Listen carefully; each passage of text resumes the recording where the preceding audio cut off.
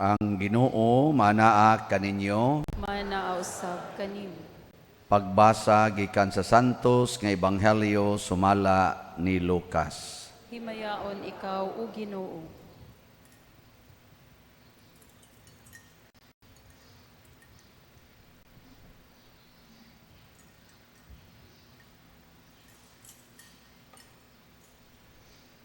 Miabot ang panahon nga si Isabel manganak na og nanganak siyag lalaki.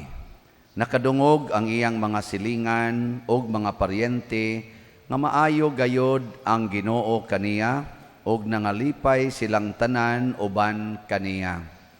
Sa usana kasimana ang bata, mianha sila aron paghimo sa seremonyas sa pagtuli.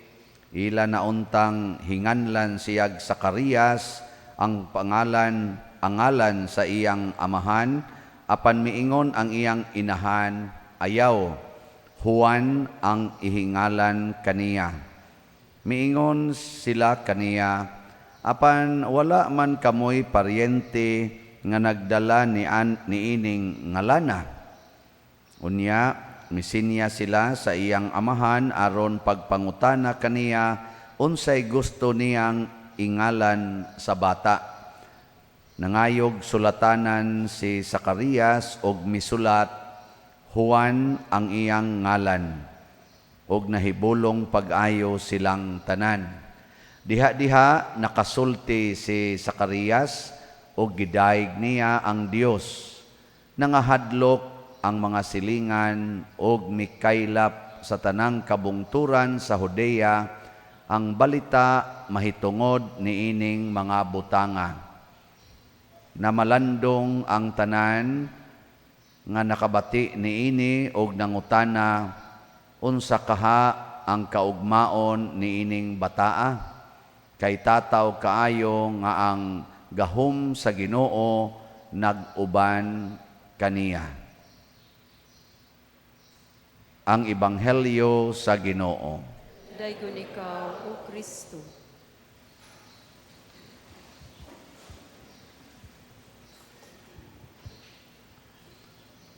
Sa pagsugod og pahibalo sa anghel nga magmabdos si Isabel, unya manganak siya, si Juan, wa mosunod iyang gisupak niya.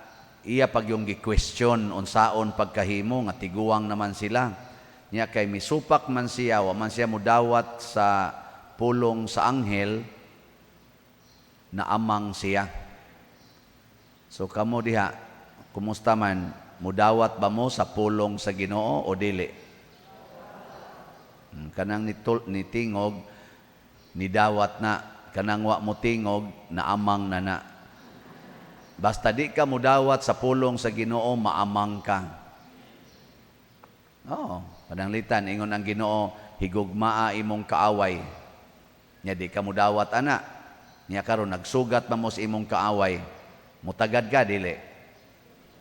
Mutingog ka, dili. Di, oy, imong kaaway. Di man ka mudawat ana. Ngigagod, higugmao ng panuway dako. Nya karon pagsugat ninyo, mutingog ka, dili. Di jud ka mutingog kay wa man ka mudawat sa sugo sa Ginoo, di na amang ka. Amang daghan kay ron mga amang Pasko na lang, amang lang gyapon ug magkita di magtinagdanay kay nag-away sa utang, nag-away sa kanini ang mga utlanan sa yuta, mga kural, nag-away tungod sa ilang mga kabit. Ana, di na kamtagad. Pero kung mudawat ka sa pulong sa Ginoo ug moingon ka, matuman ang imong pulong sama ni Maria, inigsugat nimo sa imong kaaway, maayo na tong imong pagkaamang, moingon din ka, asa day kaday? Moingon sa to siya, mutingog mo sa to, isa hilom dia taparuson ti buanga karon. At least ditingog, di ba? O dili na amang. Mao na si Zacarias nakabawi sa atong ebanghelyo karon, nakabawi siya. Doon naman sa ilaing gisugo ang anghel, gipulong siya. Inigkataw ni ining bataa, nganlan mo siyag Juan. Na-register na ni Zacarias.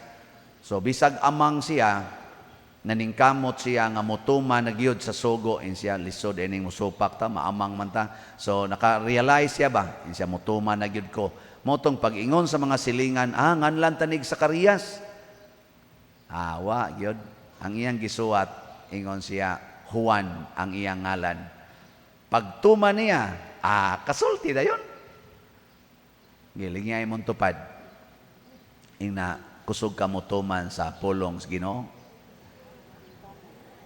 Kanang wa mulingi mga masakiton. Oy, lingi mo oy. Pangutan-an na imong tupad ba na kusog kamutuman sa pulong sa Ginoo. Nya mutingog gani sa ato pa mutuman na tinuod pero kanang wa mulingi, wa agsan musulti na miligro na mo. Mao na sa atong unang pagbasa niingon diri nga muabot na ang Ginoo. Ingos Malakiyas. Pero kinsa may makaharong sa pag-atubang niya. Kay iya ra bagyong usbon ang atong kinabuhi. Di siya musugot nga ang atong gusto mao'y sundon. Gusto gid siya nga siya'y masunod. Muna nga sama siya sa sabon nga isog. Kanang sabon ba? Iya ginang kwao ng buling. Niya kanang kayo. Putlion gina niya ang tanan nga mga dili apil sa plata or sa bulawan. Muna pagbahon sa kayo. Wag tangon ginas Ginoo ang atong mga sala. Nya unsa may atong mga sala? Kana gyung magtumantas gusto. Sama ng paghatag og ngan sa mga bata. Karong panahona, mga buangon na kaimustanan. Iapil gyud angan sa mama, angan sa papa, angan sa lolo, sa lula, nga mga influential. Muna nga naay kuan ko no, na ako ngan nga nagpabunyag, angan cellphone. Siya nga nung cellphone man, siya, ang ako gong asawa padre kay si Celerina, niya ako, si Ponciano, niya among gi-combine, cellphone. May sad, ingon pare, okay sada.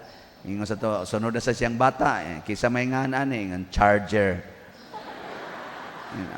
Nganong charger man Ingon din siya nga, ang ako gong kuan, asawa si Charmaine, unya ako si Jerry man ko. So, charger. Siya padre, bunyagi na ni sila. Ingon din pare, di ko mo bunyag. Ngano man, why signal? Kabaos po. Pero dagko naman kunong bata, nitingog kunong bata, isa padir, naamay wifi. Ay, mga buangon kay tastanan. Naamang gani, nagpabunyag. Ako man yung pag-umangkon, bahalag masuko ni siya. Ako gining mensyonon, gikasal na ko din nako kinsaingan. Wa ko kibaw ko sa ingan niya. Pagtanaw nako sa marriage contract, im og I. Nako, me? Imongan, me? Ingon sa dili, Father, im I. Nako, me man lagi ni. Sa dili, im I na, Father. Ang tanaw ha, ang gisuwat, im og I, giparis. Unsa may basa ninyo, anak? Me. Pero ang pag-pronounce, im I. Nako. So, ambot lang, mga unsa. Pero grabe sa tong akong nasugatan, kay angan, sa bata, X. Ano ba? X. Naku mo ni first name, siya, mauna pa der, X. Stila, no? Kinsa din ang ganahan mo, hatag og gahanan na X. Ang kanang X, di ba? Nothing man na. Nothing ba? Zero, di ba? Naman na sa atong mathematics, finding the unknown. Unsa may imong i-represent sa unknown? X. Sa ato pang imong bata, pero wa. Hindi siya, ni ana si X, ni ana si wa, kalain paminaon, inig-translate ba? Ni ana si wa, niya ang lain sang meaning anang X kay wrong. Di ba? Check, niya X. Niya inigingon, unsay nga nimo wrong? Sakto imong tubag, wrong. Kamo no, mga buangon kay mustanan. So sundan ninyo ang gitudlo simbahan nas almanaki kay mao nay tinuod nga mga ngan nga Kristiyanos. Sama na go mga Agata, kanang mga Domingo, Dominga, anang Policarpio, Crescenciano, Pedro, Santiago, kaya naman, maumanggon ni sila ang mga champion sa pagsunod sa Ginoo. Kasagaran ani mga martyrs, nagpakamatay sa pulong sa Ginoo. Nya ang usa ani champion sa pagbaligyag slat. Kinsa mangan champion baligyag slat. Oh, tanawa kay mo. Ang nakaapa ninyo kay di lang gid mo mamalit. Pero nabiya sa daghang namalit, tanawa, pila na itong halin sa dopes as of yesterday, 15,393 kaslats na. Pakpak. Anya sa atong special slot, nga katong ikhak, tag 100 per slot, sa 20,000, nahalina na taog, 12,024 slots. Pakpak. Nganli inyong anak o Crescenciano, haron epektibo kay nang mamaligyag slat, alang sa kaayuhan sa simbahan, kaysa nganla ninyong X, unya ang hilig ana X-rated. Maunang magsulob na mga spaghetti dinhi, kita-kita dinhi, kitang pusod, unya siging tinukhangay way mga kasal. Kay X-rated ang ilang hilig. Mabuangon. Matod pa. Ay ko yung tutot ko tuki, kaya di raba ko mahadlok ana inyo mga mata. Ginoo guni. Matod pa diri, ihangad ang inyong mga ulo og tan-aw kay ang inyong kaluwasan haduol na. Matod pastubag nato Salmo. Pasabot ani, moabot ang kaluwasan nato, pero dili ta niya luwason kung magpabilintang nahigugma sa tawhanon o kalibutanon nga mga pagtulunan. Kinahanglan yung maminaw ta og mosunod sa langitnong pagtulunan. Mao man bitaw nga naatay gitawag og mga sakramento. Nya kining healing sacrament ang gauna gid ani ang sacrament sa kumpisal, sacrament of confession or reconciliation. Si Zacarias nakigreconcile sa Ginoo sa iyang kasing-kasing ni kumpisal siya sa Ginoo, pasaylo ako Lord, sugod karon sundo na gyud ka. Mao man ay meaning sa kumpisal, makighiusa tas Ginoo og sa atong isig katawo, reconciliation. O doon na dayoy healing, tanawa ng banag asawa nga mag-reconcile, na dayoy healing. Unsa may timaan, sunod tuig bunyag dayon. Na-healed na sila. Di ba?